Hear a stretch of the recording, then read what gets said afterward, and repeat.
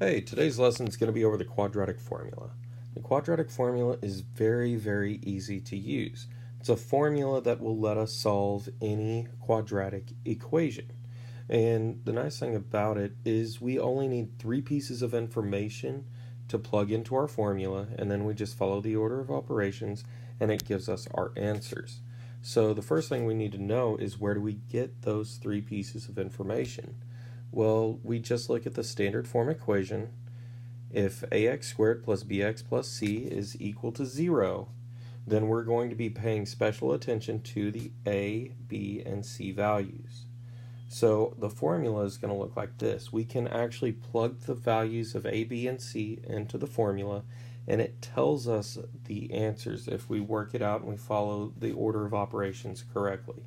So x is equal to the negative of b, so if b is negative, it's going to change to a positive, plus or minus, meaning we have to do the formula twice, the square root of b squared minus 4 times a times c, and this is all going to be divided by 2a. So we find the value of a, b, and c, we plug those values into the formula and just do the order of operations. A, b, and c have to be in order.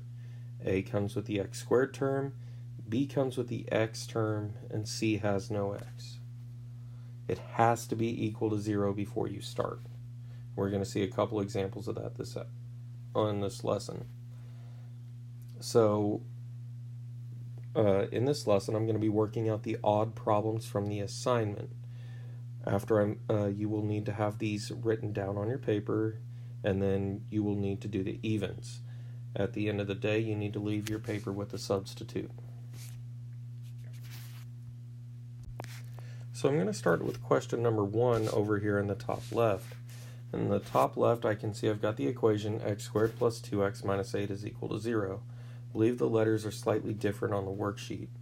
But the first thing I'm going to do is I'm going to start by finding my a, b, and c values.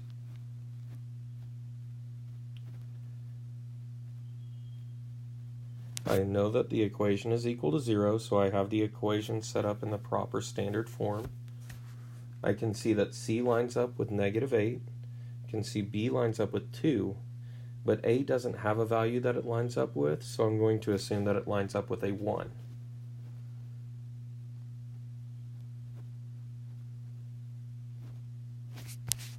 The next thing that I'm going to do is I'm just going to start plugging the values into the formula from the previous slide. So when I set up my formula, we've got a negative. We have to put our b value into the parentheses. We've got plus or minus the square root of b squared minus 4 times a times c, all divided by 2 times a. So the first thing that we're going to have is I've got a negative of my b value of 2, plus or minus, and then I've got the square root. I need my b value squared, so 2 squared minus 4 times our a value of 1 times our c value of negative 8. And this is all going to be over 2 times our a value of 1. At which point I just need to do the order of operations to simplify it. The first thing that I see is I have a negative in front of 2, so I'm going to change that to a positive, just to a negative 2. I'm going to start working out what's underneath the parenthesis, or underneath the square root. I'm going to assume that it's in parentheses, so I need to follow the order of operations underneath. 2 squared will give me 4, and then I have 4 times 1 times negative 8. 4 times 1 would be 4, times negative 8 would be negative 32. So I have minus a negative 32. And the minus still has to be there, and then the 4 times negative 8 made a second negative.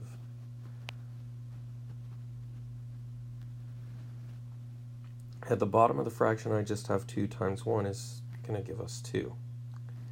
I see the double negative under the square root, so I'm going to simplify that to a plus. So 4 plus 32 divided by 2.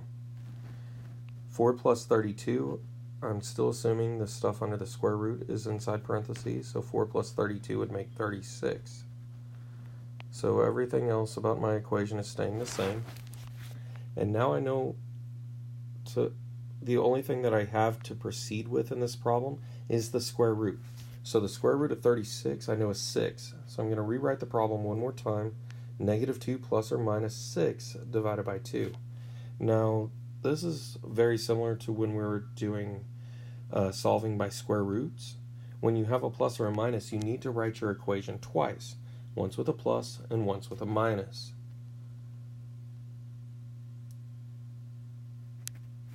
And then you need to simplify the tops. So on the left equation, -2 plus 6 would make +4, and 4 divided by 2 would make 2. On the right equation, -2 minus 6 would make -8, and -8 divided by 2 would be -4. And once you have your two values worked out, those are the two final answers to the problem. We could have gotten those answers by factoring or completing the square or any other method that we may have, such as graphing, but this gives us our answers as long as we can follow the order of operations. So in question number 3, I'm just going to start by identifying A, B, and C, the same as I did on number 1. So I have A is 2, B is -5, and C is 3. I'm going to start by plugging my values into the formula. So I know my formula is -b plus or minus the square root of b squared minus 4 times A times C. So I'm going to start by just filling in the values. So I know I need b first, so I'm going to put my -5 in there. We've got our plus or minus, we've got our square root, we have b squared, so -5 squared, minus 4 times A times C, so 4 times 2 times 3, and that's all has to be divided by 2 times A. We said A was 2. When we start to simplify at the beginning of the quadratic formula, I see we've got a double negative, so I'm going to go ahead and change that to a +5. I'm going to keep my plus or minus, I'm going to set up my square root, and underneath I have 5 squared. Now -5 times -5 is going to make a +25. And then we have 4 times 2 makes 8, times 3 makes 24, so -24. All divided by 2 times 2, or 4. I'm going to continue to simplify what's underneath the square root, so 25 minus 24 gives us 1. I know the square root of 1 is just 1, so I'm going to rewrite the problem one more time as 5 plus or minus 1 divided by 4. At this point, the only thing I have left to do really is the plus or minus, so I'm going to separate it into two problems that I need to work out.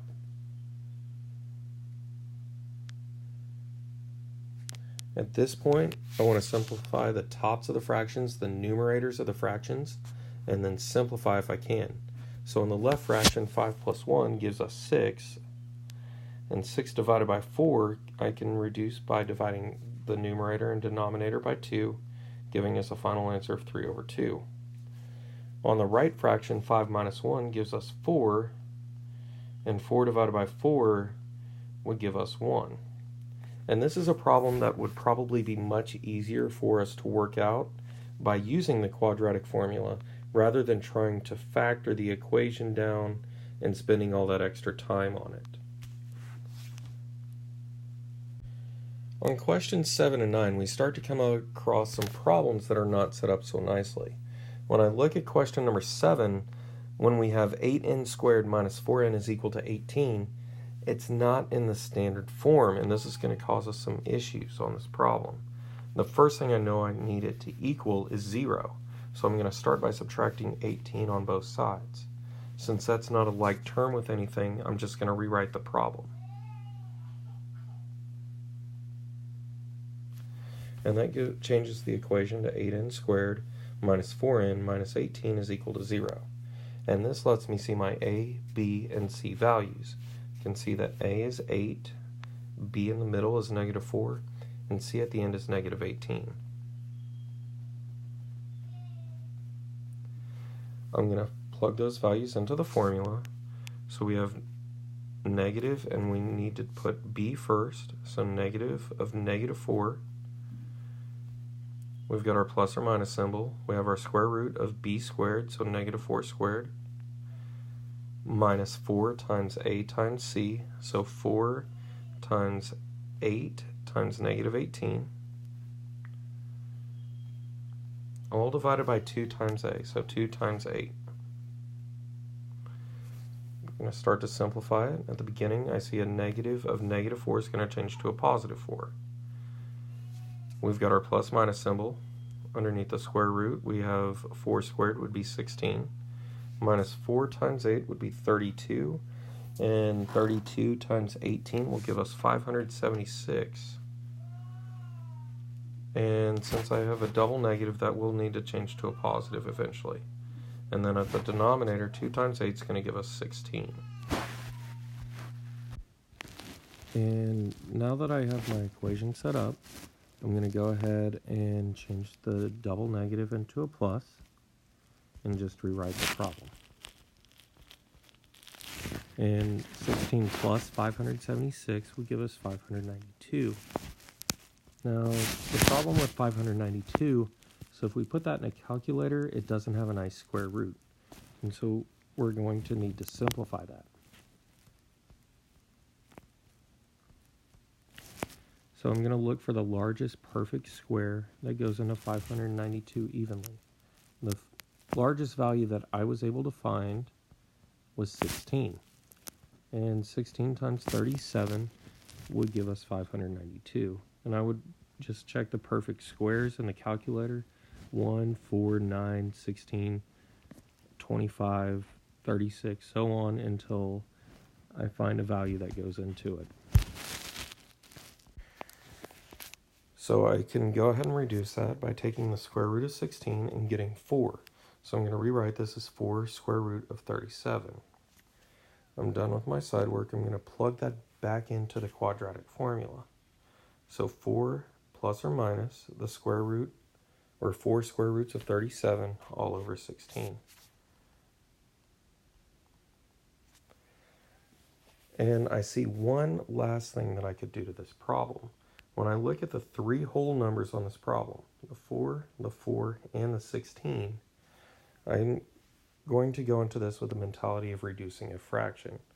I can divide all 3 of the whole numbers by 4, and when I do so, that will end up with my final answer. We have 1 plus or minus 1 square root of 37, all divided by 4. Now, since I can't really add a square root of 37 or subtract a square root of 37 from 1, I'm just going to go ahead and leave that as my final answer.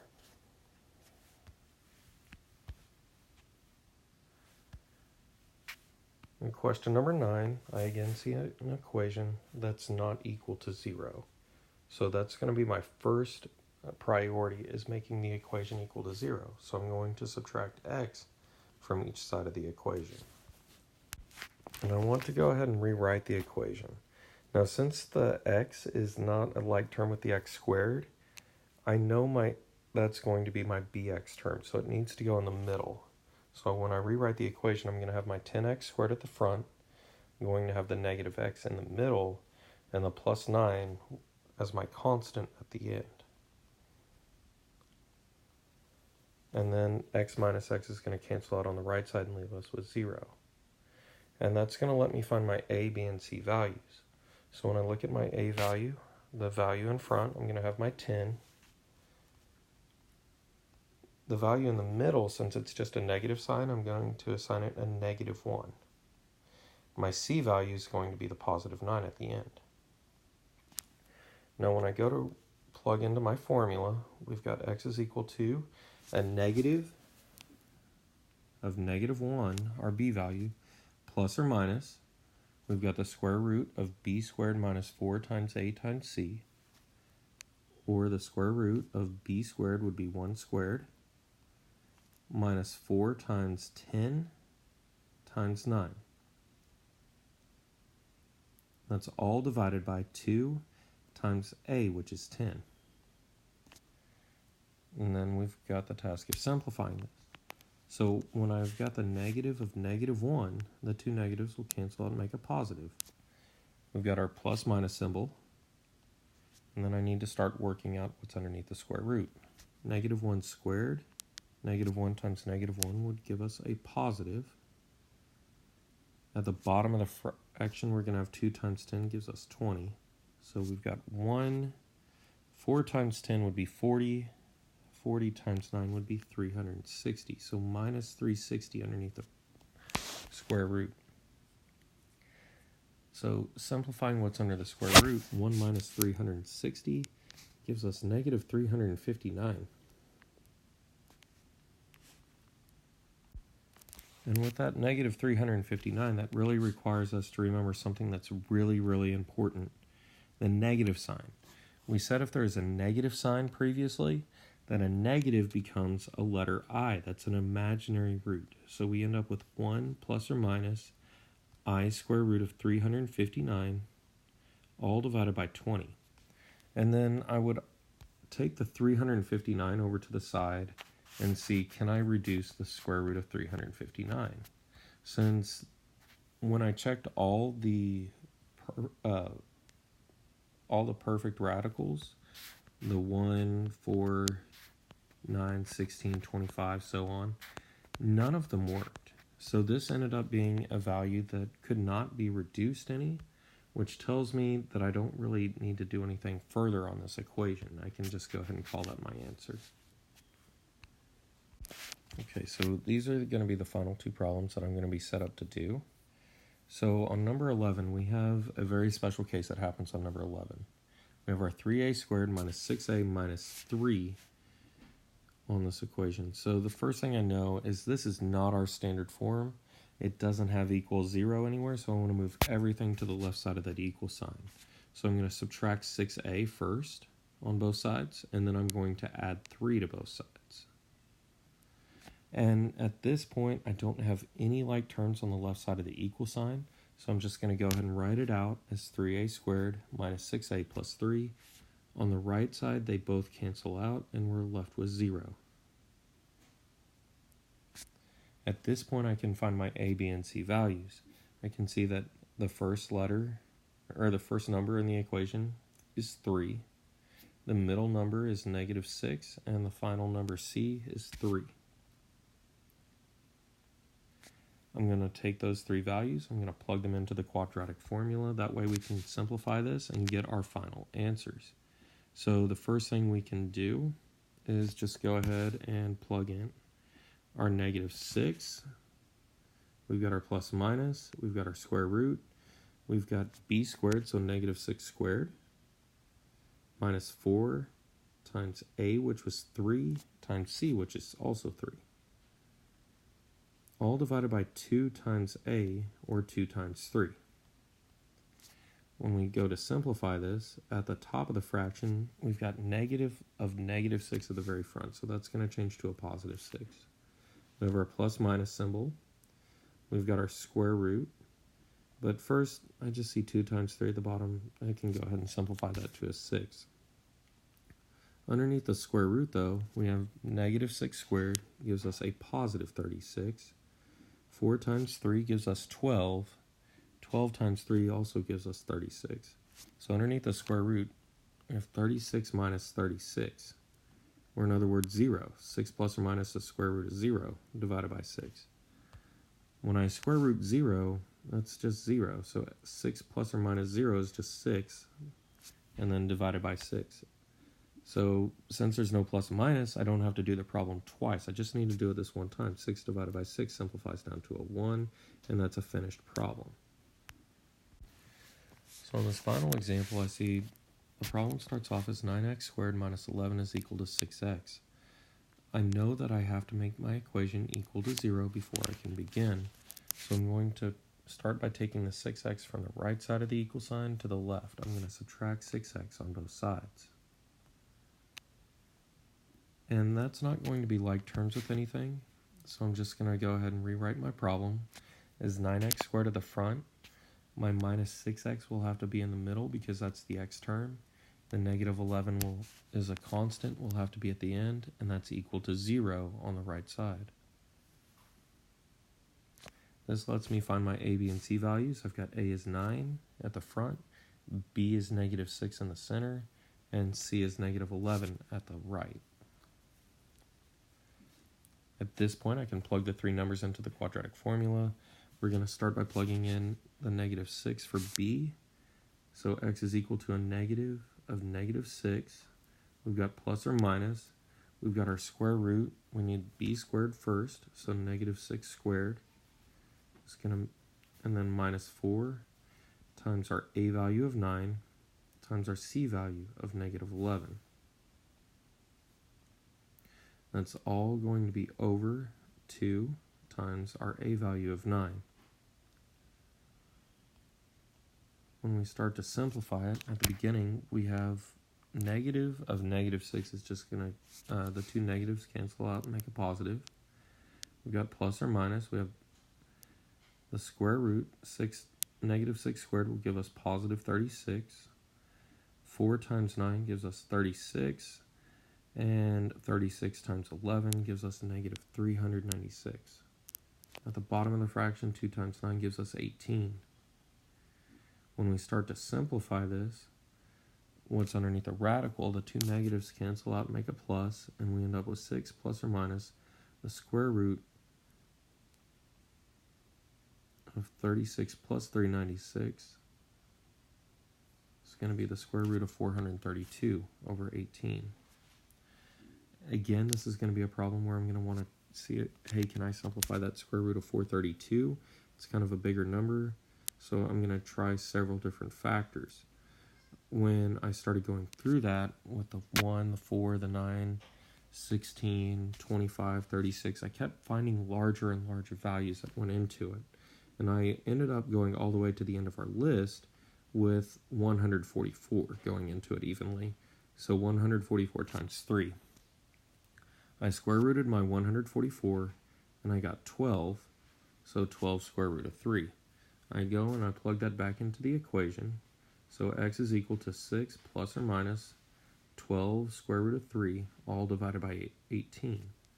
And like a problem earlier, I'm going to look at my 3 whole numbers on this. I'm going to look at the 6, the 12, and the 18. And I'm going to treat them like a fraction. I'm going to try to reduce it. So I can divide all 3 of those values by 6. And when I do so, I end up with 1 plus or minus 2 square root of 3, all divided by 3. I can't really do anything because of the square root still in the problem, so I'm going to go ahead and box that as my final answer. Now, on all of these problems, make sure that you've checked to see if the square roots reduce. If there's still a square root or an imaginary number in your problem, you obviously can't simplify any further, but if you can, go ahead and do so. Again, this is a formula that you can use as an alternative to factoring or any other method that we've used to solve equations. It's probably going to be the easiest way to solve a problem if there is a number in front of the x squared. If it's a 1x squared, probably the easiest way to do it would be to factor it. And if you can't, the quadratic formula will always give you the correct answer as long as you can go through the process correctly. Wish you the best of luck, and I look forward to seeing you later this week. Have a great day.